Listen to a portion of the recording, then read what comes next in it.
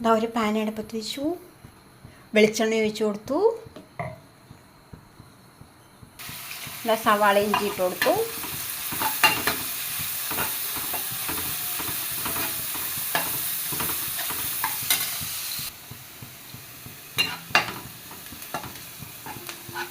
നന്നായിട്ടൊന്ന് വഴണ്ടി വരട്ടെ. ഞാനൊരു 1/4 ടീസ്പൂൺ വലിയ ജീരകം ഇട്ടിട്ടുണ്ട് കേട്ടോ.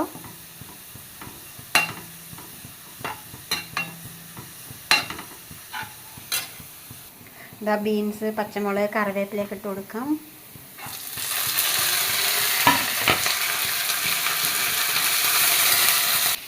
ഇതാ ക്യാരറ്റ്, തക്കാളി,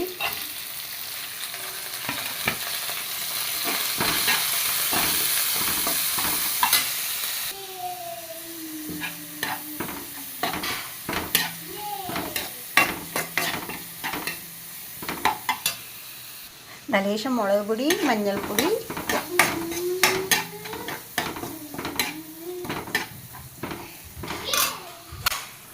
ഇതാ നമ്മുടെ ബോൾസൊക്കെ ഇതിലിട്ട് കൊടുക്കാം.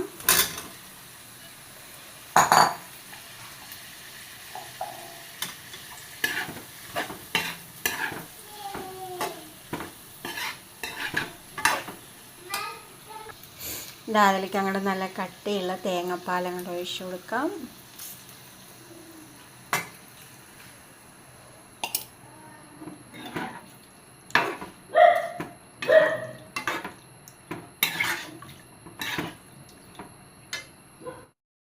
ഇതായപ്പോൾ ഇങ്ങനെ ആയി കിട്ടിയിട്ടുണ്ട്.